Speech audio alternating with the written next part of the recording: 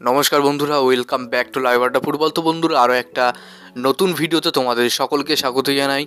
বন্ধুরা, ভিডিওটা শুরু করার আগে তোমাদের কাছে একটাই অনুরোধ, সেটা হচ্ছে যে আমাদের এই চ্যানেলে যারা প্রথমবার তারা কিন্তু অবশ্যই আমাদের এই চ্যানেলটাকে সাবস্ক্রাইব করে পাশে থাকা বেল আইকনটি অল করে রাখবে, যাতে সবার প্রথমেই এরম খেলার আপডেট তোমাদের কাছে পৌঁছে যায়। তো বন্ধুরা, এই ভিডিওতে তোমাদের কাছে মাত্র 100টা লাইকের আশা রাখছি।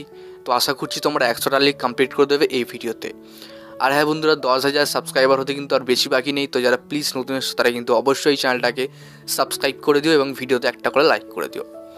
তো বন্ধুরা, আজকে একটা হিউজ খবর তোমার সঙ্গে শেয়ার করার আছে, ট্রান্সফার আপডেট আছে। তো সেই সব নিয়ে আজকে আলোচনা করবো। তো তোমরা ভিডিওটা একটু স্কিপ না করে পুরোটা দেখো। আর এই ভিডিওতে 100টা লাইক কমপ্লিট হয়ে গেলে তাহলে কিন্তু অবশ্যই আমি সন্ধ্যাবেলার ভিডিওতে তোমাদের জন্য রিডিম কোড দেবো। এবং যারা মোহনবাগানের প্রিন্টেড জার্সি নিতে চাও, মোহনবাগানের প্রিন্টেড টি শার্ট নিতে চাও, তাহলে কিন্তু অবশ্যই আমাকে কমেন্ট বক্সে কমেন্ট করো। আমি তোমাদের কিন্তু ফেসবুক পেজের লিঙ্ক দিয়ে দেবো, ওখানে গিয়ে কিন্তু তোমরা নিজেদের পছন্দ মতো কিট নিতে পারো। ঠিক আছে, তো চলো আজকে আমরা লিস্টনকে নিয়ে কথা বলবো, লিস্টন কলাসোকে নিয়ে কথা বলবো, যে একসময় মোহনবাগানের সবার প্রাণভোমরা ছিল। এখন বর্তমানে প্রায় অনেক মোহনবাগান সমর্থকেরই কিন্তু প্রায় গালাগালের পাত্র হয়ে উঠেছে এই লিস্টন কোলাসো। কারণ তিনি বল দিয়ে খেলছেন না, বল সাপ্লাই করছেন না, শুধু বল কাটিয়ে নিয়ে গিয়ে জোরে ঘন্ডির ভিতরে বলটা নষ্ট করে দিচ্ছে, ব্যাস এইটুকুই তার কাজ। প্রত্যেক গেমে দেখতে পাচ্ছি, হয়তো আজকে গেমে দেখলাম, কালকের গেমে দেখলাম, কিংবা আমার নিজেদের মনে সান্ত্বনা দিলাম যে হয়তো আজকে তিনি খারাপ খেলেছেন, হয়তো কালকে তিনি বল সাপ্লাই করে খেলবেন, বা কালকে তিনি টিম গেম খেলবেন, বা কালকে হয়তো তিনি বুঝতে পারবেন। তো এই করে করে লিস্টন কলাসো কিন্তু আমাদের সবারই মন ভেঙেছে।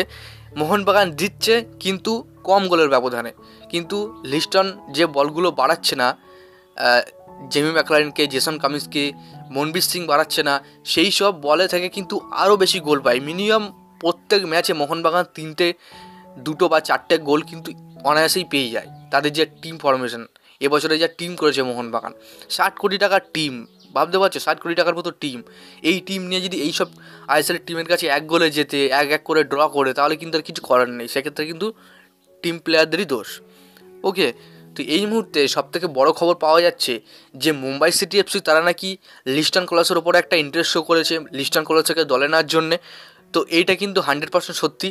হয়তো এখনও আইএসএল ট্রান্সফার মার্কেট থেকে বা কোনো জায়গা থেকে লিস্ট পাওয়া যায়নি, তোমরা হয়তো খুব তাড়াতাড়ি লিস্টটা দেখতে পারবে।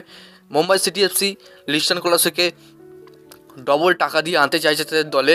তো তোমাদের কি মনে হয়, লিস্টন কোলাসোকে মোহনবাগান ছেড়ে দেওয়া উচিত নাকি ছেড়ে দেওয়া উচিত না? অবশ্যই কিন্তু কমেন্ট বক্সে জানিও। আমার পার্সোনালি মতামত, তো লিস্টন কোলাসো এখনও পর্যন্ত কিছু ম্যাচ খেলানো উচিত, কিছু ম্যাচ খেলে দেখা উচিত, তারপরে হয়তো তাকে ছাড়ার সিদ্ধান্ত নেওয়া উচিত মোহনবাগানের। অন্ততপক্ষে সামার ট্রান্সফার উইন্ডো অবধি লিস্টন কোলাসো মোহনবাগানে খেলুক, এটাই চাই।